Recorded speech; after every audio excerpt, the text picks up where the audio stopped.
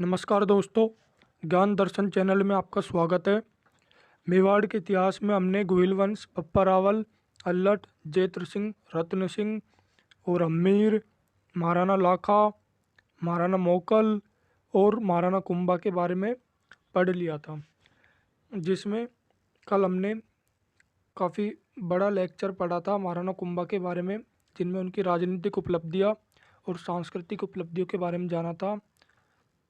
हमने कल देखा था कि महाराणा कुंभा की मृत्यु उनके बेटे उदा ने कुंभलगढ़ किले में की थी। आज हम जानेंगे रायमल, जिनका कार्यकाल 1473 से 1509 तक। अब कुंभा का कार्यकाल ख़त्म हो रहा था 1468 पर। तो ये जो 5 साल है, यह यहाँ पर जो राज किया था उदा ने किया था। अब कुंभा की हत्या उनके बेटे उदा ने करी, तो जो मेवाड़ के जो सामंत थे उन्होंने रायमल के साथ मिलकर उदा को हरा दिया। तो अपने भाई उदा को हराकर मेवाड़ का शासक बना रायमल, जो उसका शासनकाल 1473 से 1509 है। अब उदा को हरा दिया तो उदा मालवा के सुल्तान ग्यासा से सहायता प्राप्त करने की कोशिश की उन्होंने, लेकिन दुर्भाग्यपूर्ण बिजली गिरने से उनकी मृत्यु हो गई। अब मालवा के सुल्तान ग्यासा को पराजित किया, जिसकी जानकारी एकलिंग प्रशस्ति से प्राप्त मिलती है। तो रायमल ने मालवा के सुल्तान ग्यासा को पराजित किया क्योंकि उन्होंने उदा को शरण देने की कोशिश की थी, इस वजह से।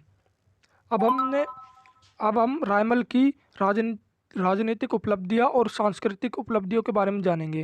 रायमल की राजनीतिक उपलब्धियों में तो यही है कि उन्होंने उदा को हराया था और राज्य पर कब्जा किया था। अब हम रायमल की सांस्कृतिक उपलब्धियां जानेंगे। सबसे पहले रायमल ने चित्तौड़ में अद्भुत मंदिर का निर्माण कराया, जिसे शिवजी मंदिर कहते हैं। अब अन्य जो मंदिर थे, नागदा का शांतिनाथ जैन मंदिर और चित्तौड़ का सम्मिदेश्वर मंदिर, ये दोनों मंदिर भी अद्भुत मंदिर कहलाते हैं।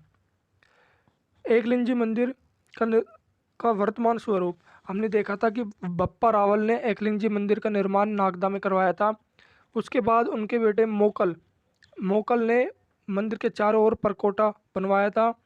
अब जो इस मंदिर का जो वर्तमान स्वरूप है, इसका निर्माण रायमल ने करवाया है। और इनकी बहन रमाबाई, कुंभा की बेटी रमाबाई, जिन्होंने जावर में रमास्वामी नामक विष्णु मंदिर एवं कुंड का निर्माण करवाया। इनकी रानी, रायमल की जो रानी थी, हमने पढ़ा था कुंभा के कार्यकाल में आवल बावल की संधि, जिसमें जोधा की बेटी श्रृंगार कंवर और कुंभा के बेटे रायमल की शादी की थी और मारवाड़ और मेवाड़ राज्य में वैवाहिक संबंध स्थापित हुए थे। तो यही रानी रायमल की पत्नी ने घोसुंडी, जो चित्तौड़ में है, वहाँ पर बावड़ी का निर्माण करवाया। और वहाँ पर जो प्रशस्ति लिखी गई, वहाँ पर श्रृंगार कंवर ने अपने पिता कौन जोधा और अपने पति कौन रायमल के वंशों का परिचय दिया इस प्रशस्ति में, घोसुंडी अभिलेख में। अब हम जानेंगे घोसुंडी अभिलेख के बारे में। यह सबसे दूसरी शताब्दी से भी पहले का पूर्व का अभिलेख है। इस अभिलेख में वैष्णव धर्म की जानकारी मिलती है और यह राजस्थान का प्राचीनतम अभिलेख है। इस अभिलेख के अनुसार गजवंश के राजा सर्वतात ने अश्वमेध यज्ञ का निर्माण करवाया। तो घोसुंडी अभिलेख से हमें यह जानकारी मिलती है। अब पृथ्वीराज, जो कि रायमल का बेटा था। पृथ्वीराज के 3 बेटे थे, सॉरी बाय मिस्टेक, रायमल के 3 बेटे थे, पृथ्वीराज, जयमल और सांगा। हम पृथ्वीराज के बारे में जानेंगे पहले कि इन्हें उड़ना राजकुमार भी कहते थे। उड़ना राजकुमार क्यों कहते थे? क्योंकि ये हमेशा युद्ध में ही रहते थे। कभी कहाँ युद्ध करने गए, कभी कहाँ पर युद्ध करने गए, इसलिए इन्हें फ्लाइंग प्रिंस कहा जाता था। और इनकी रानी तारा, अजमेर में आपने तारागढ़ दुर्ग के बारे में पढ़ा होगा। वो जो तारागढ़ नाम पर रखा गया है, वो इनकी रानी, पृथ्वीराज की रानी तारा के नाम पर रखा गया है। और पृथ्वीराज की छतरी कुंभलगढ़ किले में है। हम बताएंगे पृथ्वीराज की मृत्यु कैसे हुई। पृथ्वीराज की बहन थी आनंदाबाई, जिनकी शादी जगमाल देवड़ा जो कि सिरोही के शासक थे उनसे करवाई। आनंदाबाई को जगमाल देवड़ा परेशान करते थे, तो आनंदाबाई ने इसकी शिकायत अपने भाई पृथ्वीराज से करी। पृथ्वीराज सिरोही आता है और जगमाल देवड़ा को धमकाता है, क्यों मेरे भाई बहन को परेशान करता है, जिससे जगमाल देवड़ा नाराज़ हो जाता है और वो पृथ्वीराज को खाने में जहर मिलाकर देकर उन्हें मार देता है। तो यहाँ पर पृथ्वीराज की मृत्यु हो जाती है। इसके बाद हम जानेंगे पृथ्वीराज की मृत्यु के बाद जयमल, जो भी रायमल का बेटा था और इन्हें सोलंकियों के खिलाफ लड़ता हुआ मारा गया था। कैसे सोलंकियों के खिलाफ कैसे? तो सोलंकी जो टोक के राजा थे सुल्तान सोलंकी। सोलंकी टोक पर लल्ला खां पठान, जिनका नाम था लल्ला खां पठान, उन्होंने टोक में हमला कर दिया और सुल्तान सोलंकी को हरा दिया। सुल्तान सोलंकी की बेटी थी तारा।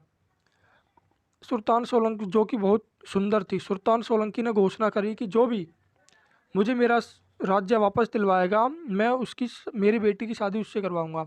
तभी मेवाड़ के राजकुमार जयमल, इन्होंने कहा मैं जाऊंगा और लल्ला खां पठान को मैं हराऊंगा और आपका राज्य वापस दिलवाऊंगा। तभी सुल्तान सोलंकी ने जयमल को अपना जवाई घोषित कर दिया। उनकी सगाई तारा जो उनकी बेटी थी उनसे करवा दी। अब अगले दिन उन्हें युद्ध पर जाना था। एक रात पहले जयमल से गलती हो जाती है कि वो रात को तारा से मिलने पहुंच जाते हैं, जिससे सोलंकी भड़क जाते हैं और वो जयमल की हत्या कर देते हैं। क्योंकि क्या कारण रहे होंगे वो तो पता नहीं, हो सकते वो पी पा के उनसे मिलने ज़बरदस्ती गए हो। तो अब इसकी सूचना जब रायमल को मिलती है कि उनका बेटे ने कुछ गलत हरकत करी और उनकी मृत्यु हो गई, तो पृथ्वीराज ने कहा सही है, नालायक बेटा था, मार दिया तो अच्छा हुआ। अब रायमल के तीसरे बेटे की बात करेंगे जो थे महाराणा सांगा। तो पहले हम जाएंगे इन तीनों के, पृथ्वीराज, जयमल, सांगा के अंकल थे एक सारंगदेव। सारंगदेव इन तीनों को एक बूढ़ी महिला के पास लेकर जाते हैं कि जो कि एक भविष्यवाणी करती थी कि इनमें से कौन राजा बनेगा। अब जो उनके अंकल थे वो उन्हें ले गए बूढ़ी महिला के पास कि इनमें से तीनों में से राजा कौन बनेगा। बूढ़ी को डर था कि किसका नाम लूँ, तो उन्होंने कहा किसी को भी बना दो, मुझे नहीं पता। तभी जयमल को गुस्सा आ जाता है। जयमल तलवार निकालता है, बता बूढ़ी कौन बनेगा। तो वो बूढ़ी कहती है चाहे कुछ भी हो, तू तो नहीं बनेगा। तो जयमल ने कहा मैं नहीं बनूंगा, इन दोनों में से बता कौन बनेगा। तो बूढ़ी सांगा की ओर इशारा करती है और भविष्यवाणी में कहती है कि सांगा मेवाड़ का शासक बनने लायक है और योग्य है। तभी पृथ्वीराज और जयमल सांगा की ओर आक्रमण करते हैं और उसे मारने की कोशिश करते हैं। तो सांगा भागता हुआ रूपनारायण जी के मंदिर सेवंतरी में जाता है, जहाँ पर बीदा जेत मालो सांगा को शरण देता है और उन्हें बचाने की कोशिश करता है, और बचाने की कोशिश में वो मारा जाता है। तो ये पहला शासक था जिसने किसी को शरण देने के लिए, बचाने के लिए मारा गया।